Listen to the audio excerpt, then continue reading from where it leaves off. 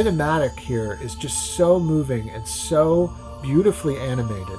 They have this moment where they just embrace and they have this beautiful dialogue. It was so moving to me. I started to shed a tear. I started welling up. I'm here. I knew you would never abandon me to evil, Alex. But first, a word about this video's sponsor, Sword of Convalaria. I grew up in the golden age of turn-based JRPGs. You know, the 90s.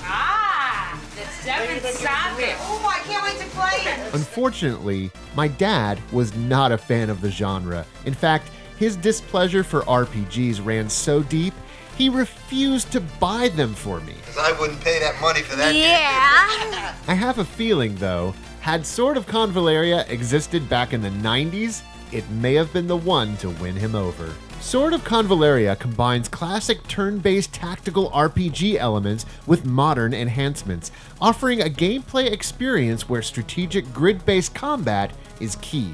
It sort of reminds me of Fire Emblem or Final Fantasy Tactics.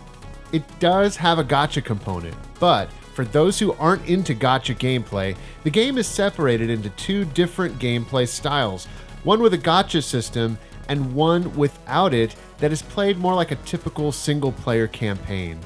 Players can carefully maneuver their characters on varied terrains, utilizing environmental features to gain tactical advantages.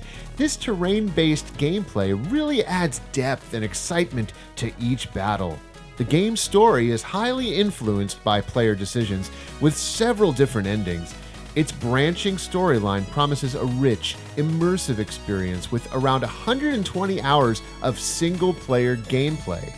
And I must say, the game is visually stunning. This neo-pixel art style is exactly what I crave in modern retro-style games. Players can recruit and train a diverse roster of mercenaries, each with unique abilities, and the game boasts an epic soundtrack composed by Hitoshi Sakamoto. Sword of Convalaria is out today, so you can go ahead and check it out for yourself by clicking the link in the description. This is a video about a game that I have loved and adored most of my life. Lunar, the Silver Star story, complete. This is a role-playing game that really changed my life as a gamer. Man, something about Lunar, it just really hit home for me as a kid, and I just immediately gravitated towards its characters, its world building, and the amazing music and cutscenes. Oh, hello, Naw. Alex, couldn't you hear me? I've been flying all over for the last half hour calling for you. You play as Alex, a young boy who dreams of one day becoming a dragon master like his hero, Dyne. Alex dreams of going off on fantastic adventures like Dyne, and along with him is his buddy Ramus. Hey, Alex. I figured you might be here. Now that the warm weather has melted the ice near the Dragon's Cave, there isn't any time to waste getting started on our big adventure. I swear when I was a kid playing this game, I felt like Ramus was like my best friend, my buddy Brian. Alex lives with his parents and their adopted daughter, Luna, who really isn't like a sister to him. She's more of a best friend, childhood playmate. They would always play together. They were inseparable. And this is where the whole love story really blossoms from. This was the first video game I'd ever played that really, at its core, was a love story. Underneath all the dragons, underneath all the magic and amazing worlds and characters, there was this core story that was about the love of Alex and Luna and how the two of them basically, through that shared love, were able to save their world from the evil Galleon, this magical emperor who wants to harness this ancient power hidden within Luna. My first experience with Lunar was actually with the Sega CD version of the game. I remember Dad being very skeptical on whether or not we were going to pick up Lunar. Sure, it was a brand new Sega CD game, and we were really excited for any Sega CD game that was coming out, but this was a role-playing game, and Dad hated RPGs, and because of that, I really didn't have much experience with them. I didn't much care for the turn-based gameplay either, but we were really curious, and we wanted to see the power of the Sega CD in action. So, Dad bought the game, but he had every intention on returning it. We basically kind of tried it out, and we hoped that we would want to keep it. Unfortunately, after a few nights of playing that original Lunar on the Sega CD, Dad decided to return the game. It was not going to be a keeper. Even though we didn't keep the game, I always remembered it, and I always held in my mind and in my heart that this was, if I'm going to get into role-playing games, I remember thinking I would want to get Lunar again. I would want to play that again. After that brief trial run we had with it on Sega CD, I would want to experience it again and really try to embrace it. Well, I would get that opportunity in 1999 with the remake of Lunar the Silver Star Story on the PlayStation 1. PlayStation? You see, at the time, in 1999, I very much organically started to embrace RPGs on my own. I was actually enjoying role-playing games.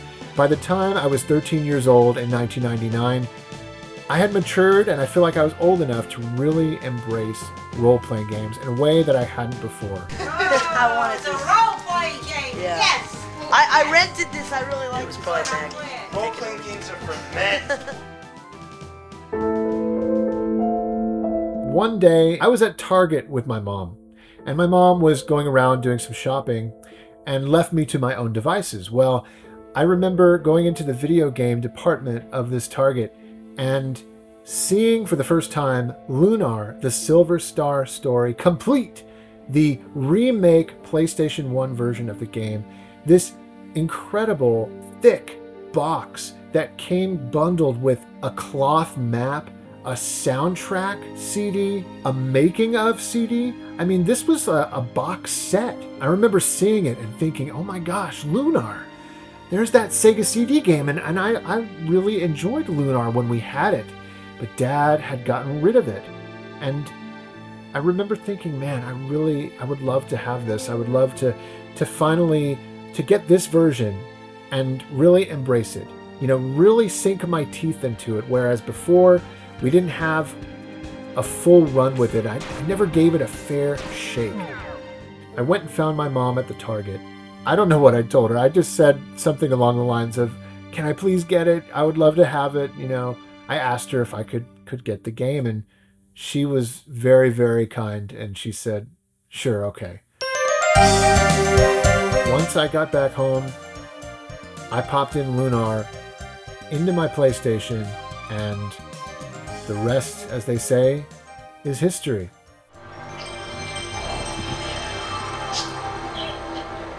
Right from the get-go, this game struck an emotional chord with me because there was something magical about that opening cinematic.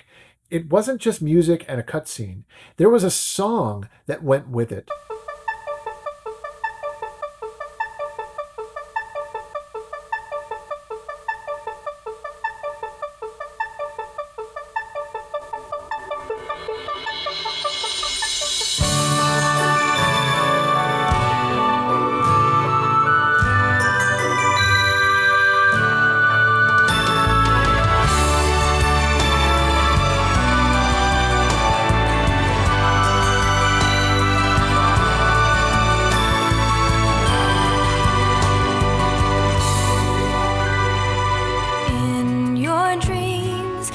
And this beautiful voice. I loved the singer who sang this opening song.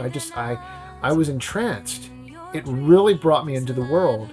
And I remember many times back then actually just letting that title screen play and go back to the opening cinematic just so I could listen to it again and watch it again. I loved it so much.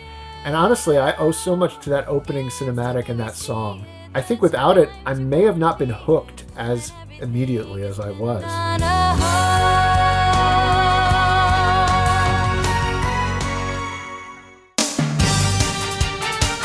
The But then in playing the game, I really started to remember a lot of my experience with the Sega CD game. But this PlayStation remake was just so much more grand. The graphics were so much more detailed. There was so much more animation in all of the sprites. And the cinematics, the cutscenes, were fully animated this time and felt like you were watching an anime unfold. Didn't you know that these woods were ridiculously dangerous for ordinary travelers? Are you lost? Or out for a picnic? What? An adventure? I was 13 and I was loving anime. At the time, I watched all sorts of anime: Bubblegum Crisis, 3x3 Eyes, Project A-ko, Princess Mononoke. I mean, this was an era where anime was king for me. I loved it. And so here was Lunar, an RPG that was fully embracing an anime style.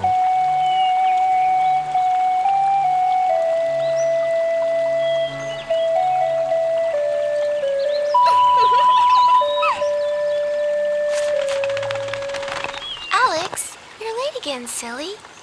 Were you whittling away the morning at Dine's Monument again? Or were you planning more make-believe adventures with Ramus? I'm going to be honest with you guys. This is funny. Luna was like my first video game character crush. The way that character sang too, like her voice was so angelic.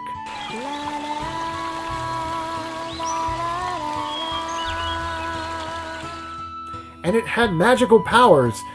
And she was the reincarnation of a goddess. As the player, you became so engrossed in this storyline and you cared so much for this character of Luna that you felt like Alex. You wanted to be the one to save her. And then while they're on the boat, traveling to Meribia, setting off on this grand adventure together, there's this moment where the game goes into this incredibly cinematic cutscene. And a song plays out. Those of you who have played the game, you know it. It's the boat song.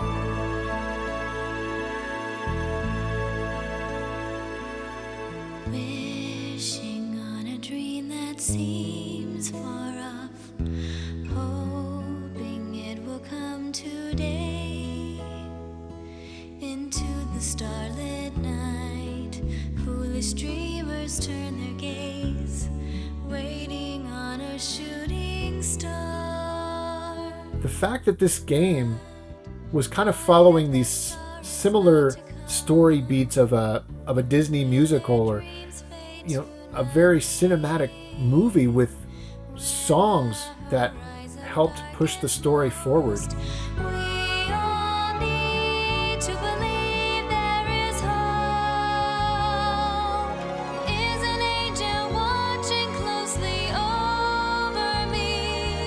Hearing Luna sing this boat song and just seeing how beautiful the animation was, with this sort of like hybrid of 2D animation and CGI with the boat spinning around, you could tell working designs and game arts came together and really overhauled Lunar. They really made this sort of director's cut, better version of the game. The definitive version, if you ask me.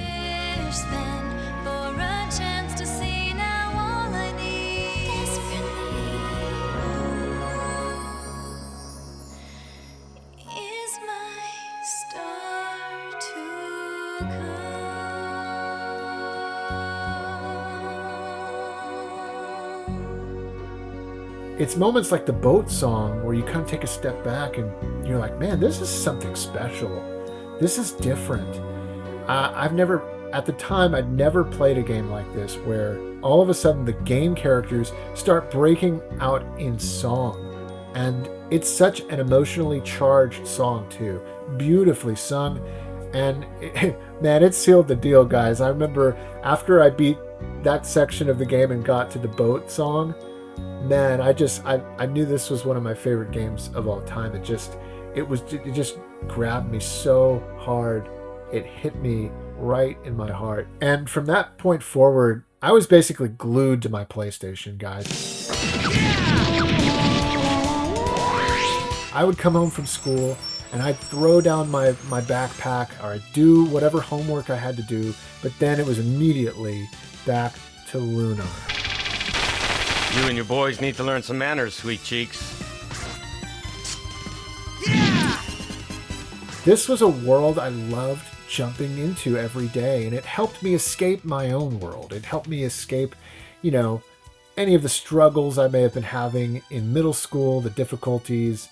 When I played Lunar, I could leave all that drama behind. I could leave behind anything that may have been bothering me in my 13-year-old life.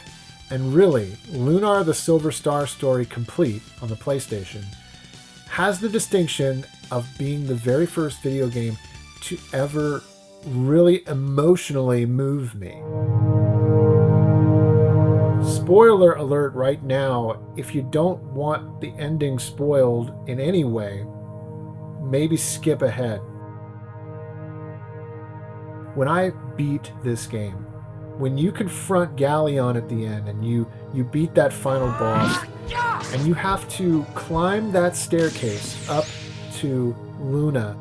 Luna has fulfilled her destiny of becoming the full embodiment of that reincarnated goddess, Althena.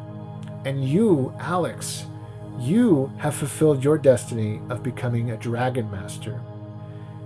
And the two of you, having spent a lot of the game apart, meet each other on that staircase in this amazing climax.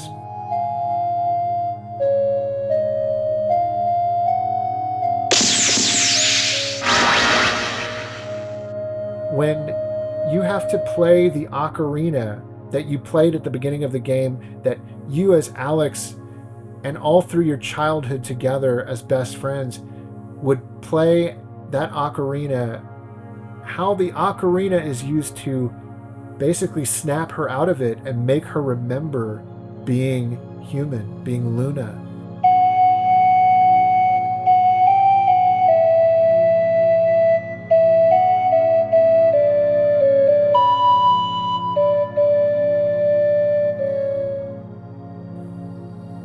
And in that sort of disarming moment, Alex is able to enter through that little force field and reach Luna and change her and have her remember who she is. And they have this moment where they just embrace and they have this beautiful dialogue. And I remember it was so moving to me. I started to shed a tear. I started welling up. I'm here. I knew you would never abandon me to evil, Alex. Yes, now we can finally go back to Berg together.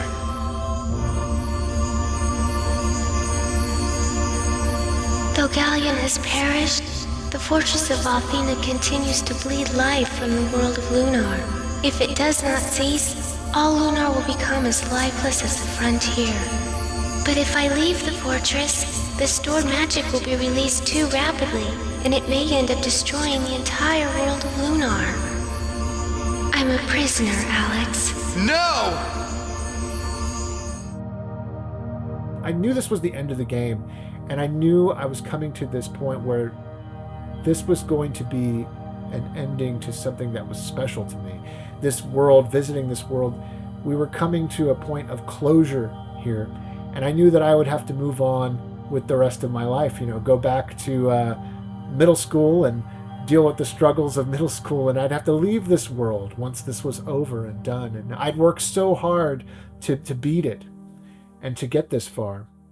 And when all of the characters at the end, all of your party, your friends are crying and just, they're so afraid that Alex and Luna have perished, even though they saved the world in the process, they sacrificed themselves. Oh my gosh, I remember crying with them. I remember, so funny, 13-year-old kid, 8th grader, and here I am playing this Japanese role-play game, bawling my eyes out, welling up, getting emotional with them. And when all at the end turns out to be fine, when Alex comes out of that moment where the entire world is healed and Alex and Luna come down together.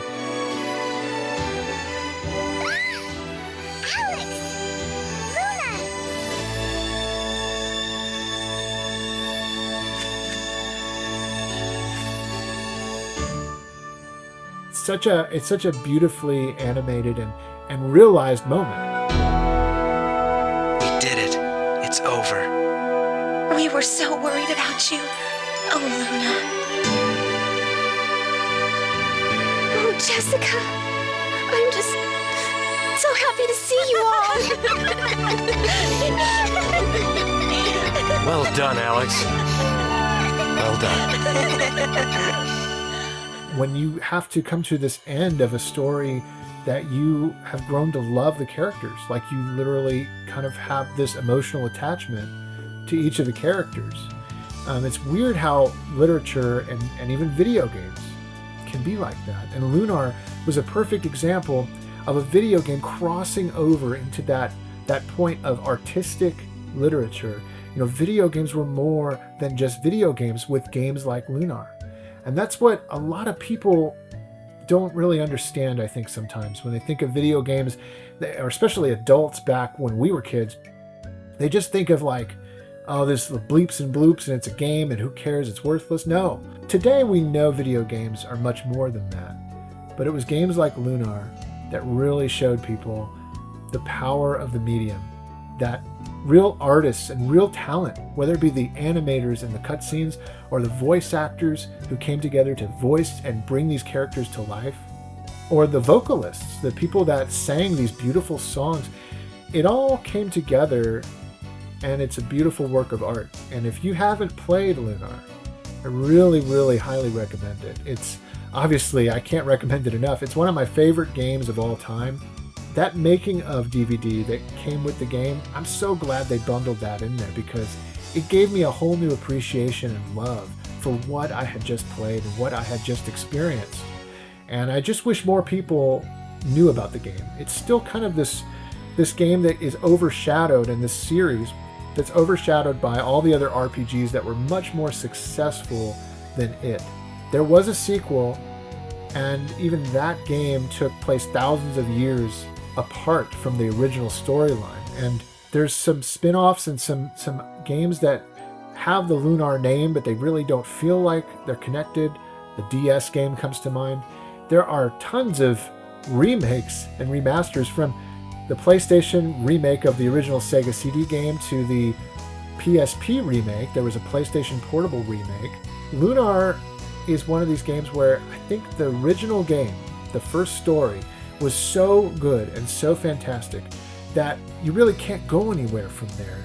You really just got to keep remaking the same game and re-releasing it and letting people discover it and experience it for themselves. I mean, that's the true mark of a beautiful game. It's so good. Where can you go from there?